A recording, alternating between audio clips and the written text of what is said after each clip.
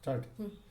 So, in my earlier classes, I finished plasma membrane structure and the chemical composition. Then, in my next class, I have taken the models of the plasma membranes. Then, I have taken the functions of the permeability of the cell membrane, different functions. Then, on 7th April, I have taken the mitochondrial structures, why mitochondria in the semi-autonomous organism and symbiotic hypothesis, all these things. Today, I am going to discuss the functions of the mitochondria. So you everybody know the mitochondria is in the parts of the cells. Mitochondria plays a major role in the cellular oxidations, as a result of which there is the liberation of the energy ATP.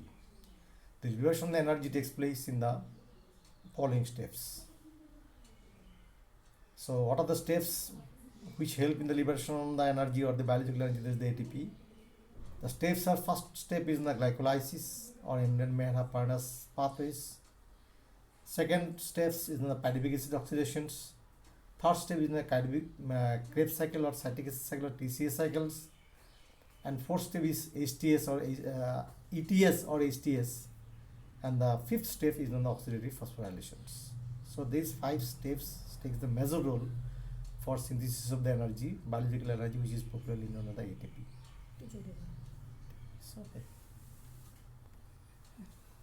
So first we will discuss regarding the glycolysis or Emmett-Parnas schemes. So this glycolysis or Emmett-Parnas schemes, it takes place in the cytoplasm of the cells. So in the cytoplasm, glucose is there. So the glucose enters from the blood, and as a result, glucose is available in our cytoplasms. The glucose first is undergo oxidation, which is popularly known as the glycolysis.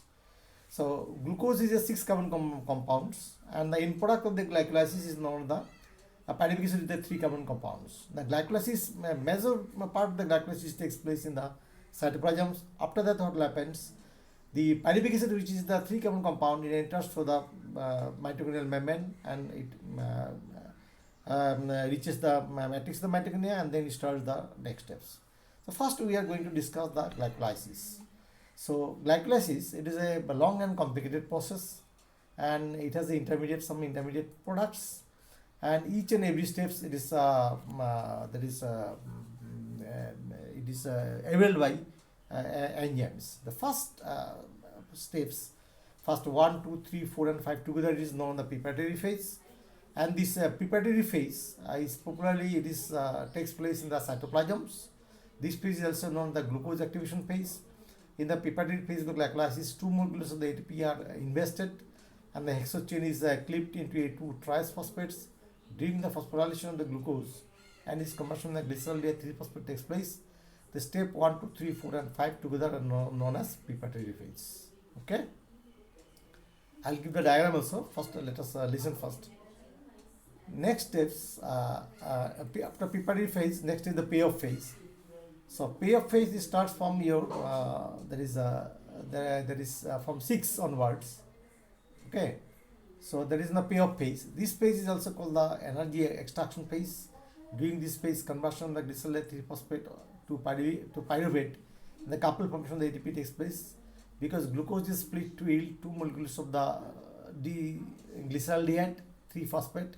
Each step is payoff phase, occurs twice as molecule per molecule of the glucose.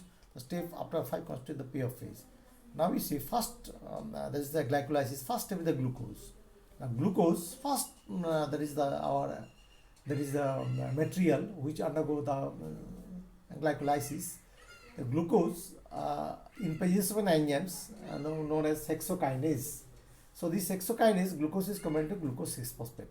The glucose molecule, everybody the structure of the glucose. At 6th position, 1 phosphate will be added. So that is in the glucose 6 phosphate. Okay. So after that, the glucose 6 phosphate converted to fructose 6 phosphate by some isomerase enzymes. Okay. Some isomerase enzymes. The glucose 6 phosphate converts into fructose 6 phosphate, and the name of the enzyme is that is a glucose 6 phosphate isomerase.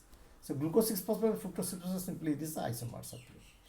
Next, fructose 6 phosphate again it converts into fructose 1,6 biphosphate. Now here what will happen? Another ATP is broken down, and another phosphate will be added. First phosphate, there is 6 position, and the phosphate will be added at 1 position. Now this fructose 1% are very rich energetic rich substances. So I will give the diagram also along with our PPT. You will get all this information in my PPT. So this is known as the fructose 1,6 biphosphate. Now fructose 1,6 biphosphate, it cleaves 6 carbon sugar phosphate to form 3 carbon sugar phosphates. Okay, two compounds. There is one is known as glycerol 3 phosphate and then is on the diacetone phosphates. Okay, again I am just repeating all these things. First, glucose converted into glucose 6 phosphate by adding one molecule of the phosphate molecules at glucose 6 positions, 6 carbon compounds. Okay, as a result it is known as the glucose 6 phosphate. Now glucose 6 phosphate converted to fructose 6 phosphate. Simply glucose, it is isomer. The structure bit will be converted into glucose is a there is a aldehyde group, free aldehyde group structure, and ketone is a free CO group structure. Now glucose is converted into fructose. Their molecular formula is same, everything is same. Only glucose is converted into fructose 6 phosphates. Okay. After that, what will happen? Another ATP will be again added. Now this ATP is broken down into ADP and another phosphate is added. This is the second position where ATP is added. And as a result, this fructose 6 phosphate is converted into fructose 1,6 biphosphate. So one position, already 6 position there is a phosphate is there, and one position another phosphate will be added, which is populated on the biphosphates. It's a very energized compound. Now this fructose 1,6 biphosphate, okay, it will break down into two molecules. One is known as glycerol 3 phosphate and then the dihydrogen acetone phosphate. So starting from 1, 2, 3, 4, this 4 steps popularly it is known as the preparatory phase, or this is the phosphorylation of the glucose and its conversion to glycerol 3 phosphates. Okay.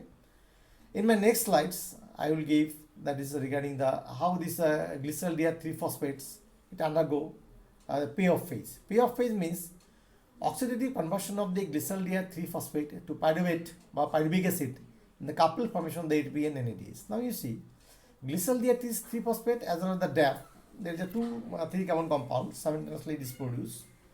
Okay. Now each will convert into, say, glycerol 3 phosphate. First it will convert into 1,3 biphosphoglyceric acids. Okay. As a result, there is a liberation of the hydrogen, and the oxidation and the phosphorylations both process takes place. In the second step, 1,3 biphosphoglyceric acid converts into 3 phosphoglyceric acid from one position ATP is released.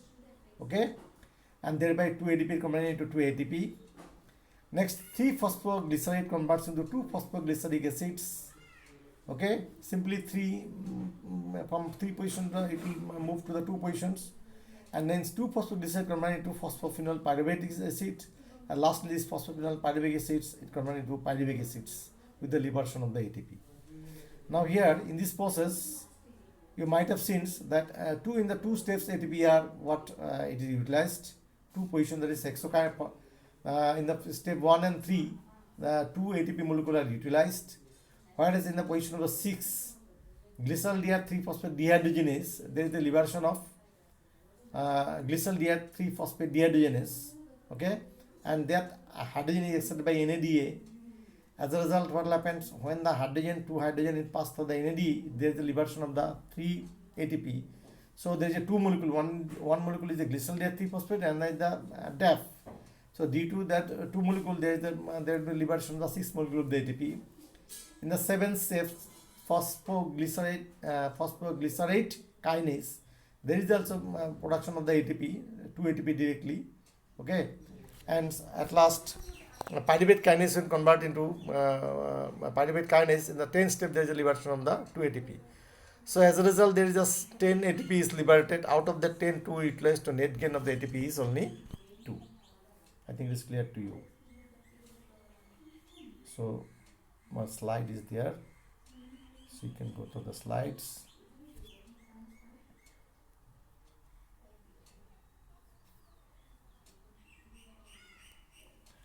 So this is the first step, which is known as glycolysis.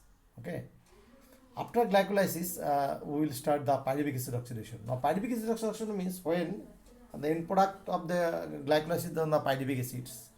The pyruvic acid, in presence of the oxygen, it converts into pyruvic acid oxidation. But in absence of the oxygens, it may give rise to the ethanol or acetaldehydes. That is the anaerobic respiration. We are going to discuss the aerobic respiration. The pyruvic acid formation takes place in the cytoplasm. Now this pyruvic acid is a small 3-carbon compound. These 3-carbon compound enters in the through the mitochondria membrane, inner membrane, and ultimately reaches the matrix of the mitochondria. The pyruvic acids. The pyruvic acid is a 3-carbon compound. CH3CO COH is the simplest and the alpha keto acid, which is the end product of the glycolysis.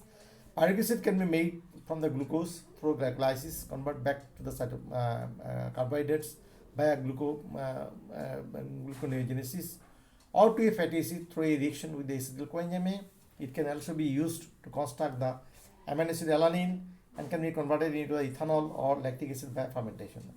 Pyruvic acid is converted into acetic acid. First, pyruvic acid converted into acetic acids, 2-carbon compound CH3COH with the liberation of the carbon dioxide. Acetic acids with coenzyme A from the acetyl coenzyme A, which ultimately enters in the acetyls, coenzyme A which ultimately enters into your Krebs cycles.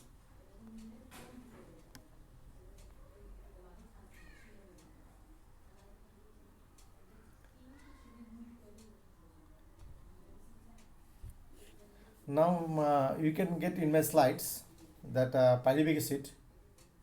Pyruvic acid is a 3-carbon compound. It converted into 2-carbon compound acetic acid, and this acetic acid with the help of the coenzyme from the acetyl coenzyme A.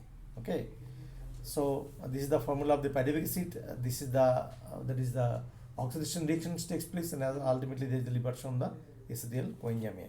The slides very nicely I have shown with the help of some PPT slides. Okay. So in my next slides, I am going to discuss again the Krebs cycle. Now, once the acetyl coenzyme formation takes place in the second steps, okay, this acetyl coenzyme now enters into the third step, which is the Krebs cycle, which is also known as citric acid cycle, or it is also known as tricarboxylase cycle. So why it is known as Krebs cycle? Because Krebs and Lippmann discovered, and that is a popularly is known as the Krebs cycles. Okay, in the Krebs cycle, the first that is the substrate is the citric acids. So that is a result also known as the citric acid cycles. First product is the end product, result is in the citric acid cycle. Citric acid itself is a tricarboxylic acid, that means consists of three COH group, and that is a popularly it is known as tricarboxylic acid cycles. So Krebs cycles is a step-wise cyclic process which is used to oxidize the pyruvate form during the glycolytic breakdown of glucose into the carbon dioxides and waters. It also oxidizes the acetyl coenzyme A, which arises in the breakdown of the carbohydrate, lipid, and the protein. The actual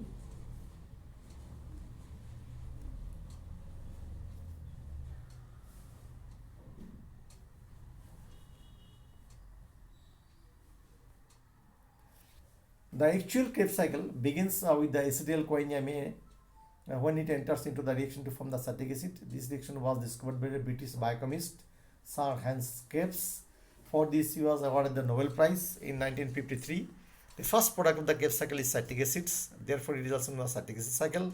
Sometimes Krebs cycle is also referred to as tricarboxylic acid cycle or TCA cycle because the first product, citric acid itself, is a tricarboxylic acid cycles.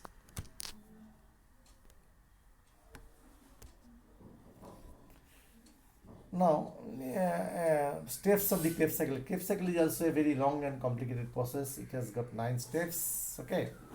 So, Krebs cycle is a stepwise cyclic oxidation process in which the 4 dehydrogenation steps and 2 decarboxylation steps of active group takes place to produce the reduced coenzyme A and carbon dioxide.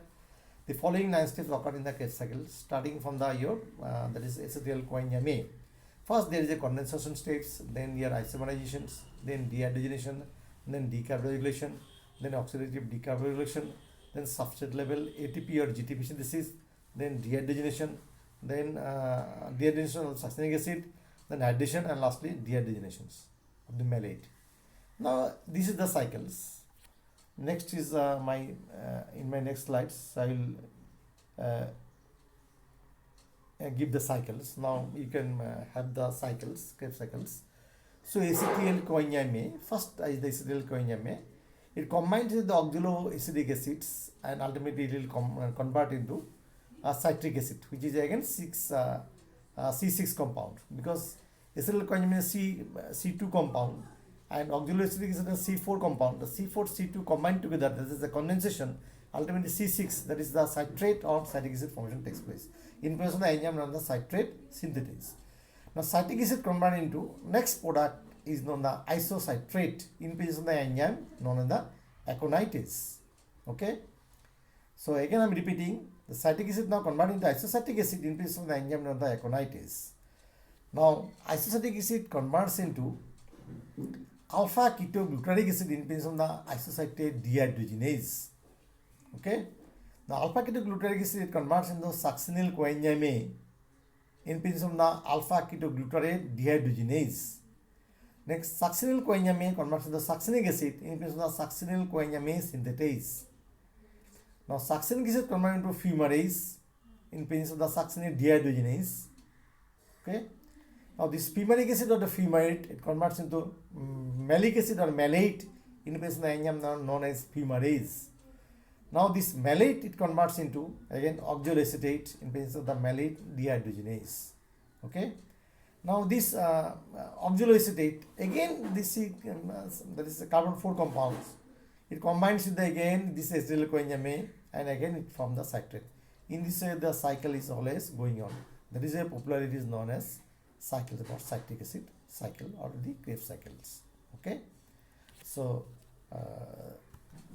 there are some facts of the Krebs cycles. What are the facts? The carboxylic acid cycle is the third step of the cellular oxidations. Okay. Its substrate is acetyl coenzyme A. It generally occurs inside the matrix of the mitochondria. Krebs cycle is restricted to only aerobic respiration. Krebs cycle does not consume any ATP molecule. It generates 2 ATP, GTP, ITP molecules through the substrate level of the phosphorylation. Krebs cycle produces 6 NADH, that is hydrogen protons, and 2 FADH2 molecules. It is linked to the electron transport system. It produces the carbon dioxide. Enzymes of the Krebs cycle are located both in the matrix and inner membrane of the mitochondria. So already I have focused on the inner membrane of the mitochondria. The inner membrane of the mitochondria is very that means specialized structures. Already you know the inner membrane of mitochondria is having electron transport systems. Okay, and F1 particles remain associated with the inner membrane of that is mitochondria. So I'm not going to discuss inner membrane of mitochondria. Now first let me say the 3 steps I have completed. One is the glycolysis, one is the pyruvic acid oxidation, and the Krebs cycles. So as a result of this glycolysis, as a result of there is a pyruvic acid oxidations, and as a result of the citric acid cycle, there is the liberation from the hydrogen proton and electron. Now where the fate of this hydrogen proton electron, where it will go? Okay, this hydrogen proton or the electrons, okay, through the electron transport system, it will go to the inner membrane of the mitochondria. Okay, in the inner membrane of the mitochondria, there are 2 receptors are there. One is known as the NAD and the other is known as the FAD. Okay, which is popularly known as the respiratory electron transport chains, or simply electron transport chains. Okay, or you can say that the respiratory chain. Simply you can say respiratory chains. So all the hydrogen proton or electron which are liberated during the glycolysis, then pyruvic acid oxidations and the citric acid cycle, they will move towards the where? In the respiratory chain or the electron transport chain, where what happens? This proton and electron, it will move or it will settles. Now one thing let me say, the glycolysis generally I have discussed from the glucose. Okay, generally glucose is the main source of our carbohydrate type of the foods. The glucose, when it undergoes the glycolysis, it liberates pyruvic acid, and pyruvic acid it converts into acetyl coenzyme A, and that acetyl coenzyme A it enters in the citric acid cycle. This is the main path. But simultaneously there are 2 lateral pathways also there. Okay, when glucose that means food is shut down or broken, or glucose is not given. Okay, when we are in a and they're hungry, okay, glucose food is not there, or when we undergo fastings, okay, when glucose is not there, then what will happen? Then in our body there is the amino acid are there, excess amino acid are there, in our body fatty acid or the lipids are there. Okay, now this fatty acid laterally by means of that is beta oxidation, it may convert into acetyl coenzyme A and enter into the Krebs cycle. Simultaneously there are excess of the amino acid in our body, in our cells. So that excess amino acid will be toxic to our body or the cells. So that excess amino acids it may, by diminution, it may, that means enter into the citric acid cycle in different steps. It may enter into the cycle. So when glucose is shut down, when glucose is blocked, okay, glucose source is blocked, then fatty acid and amino acid also, it may give rise to acetyl coenzyme, or it may convert into citric acid, directly it may enter into citric acid cycle. The odd path is continually, it will continue working. Okay, so that is a this conversion of the interconversion of amino acid, fatty acid and glucose is known as metabolic meal. Again I am repeating what do you mean the metabolic meal. The metabolic meal means interconversion of the glucose, fatty acid and amino acid. Generally our glycolytic pathway, it starts from the glucose. Okay, glucose is the main path, but simultaneously when glucose is what, it is shut down, when it is blocked, when it is locked down, okay, then fatty acid, which is deposited in our fatty layer, subcutaneous tissue, fat lipids are there. From lipid, fatty acid by beta oxidation, it may convert into acetyl coenzyme, and the excess of the amino acid in our cell, it may also by diminution, it may convert into acetyl coenzyme, or it may enter different substrate level in the citric acid cycle. So as a result, what will happen? Our glycolytic pathway, it will continue. So this interconversion of the amino acid, fatty acid and glucose is popularly known as metabolic meals. Okay. So next what happens, our main target is what, that is known as respiratory chain or the electron transport chain. Okay.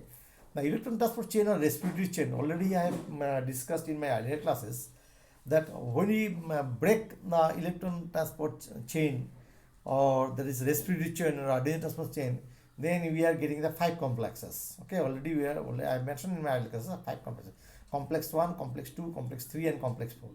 In between complex 1 and 2 and 3, there is a one coenzyme Q is a carrier, and the cytochrome C is a coenzyme carrier between the 3 and 4.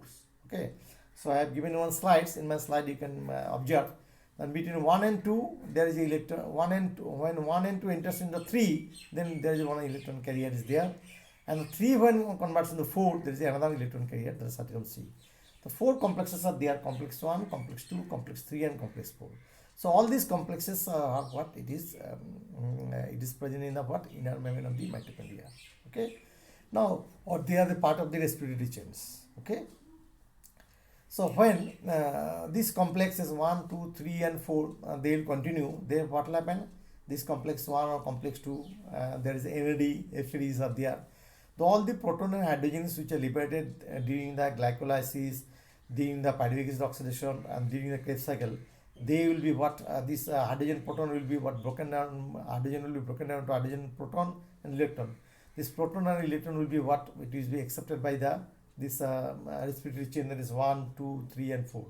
Now already you know that 1 is the NAD and 2 is the FAD. Okay, so already I have given in earlier classes. Now NAD will be oxidized to NADH, okay, and it will be reduced to NADH. NADH again it will convert by releasing hydrogen, again it will convert into oxidized into NAD. Okay, so one it will be oxidized, in another state it will be reduced. So in this way they will shuttle the hydrogen proton from M side of the mitochondria to the C side of the mitochondria, and finally the electron hydrogen will be what, it will combine with the oxygen and ultimately will give rise to the water in the complex 4. So 1, 2, 3 and 4, these 4 complexes are what, they help in the what, transport of the hydrogen from the M side to the C side. Okay, categorically I am repeating, complex 1, 2, 3 and 4, they help in the transport of the hydrogen proton from M side, matrix side to the cytoplasmic side, okay, C side, or in between the intermembrane space. Okay, whereas complex 5, which is popularly known as that is known the F0 and F0 particles, okay, which have 3 parts: head, stock and base piece, which is concerned with the conjugation of the energy and which is popular known the oxidative phosphorylations. So today I would like to discuss this much. Tomorrow I will take the rest portion from electron transport chain to rest my chapters. I will continue tomorrow, and tomorrow I will load all these things. Okay, regarding this all the text material, tomorrow I will load it. Today just you go through the there is oral there is presentations. Okay, and if you cannot follow, let me know.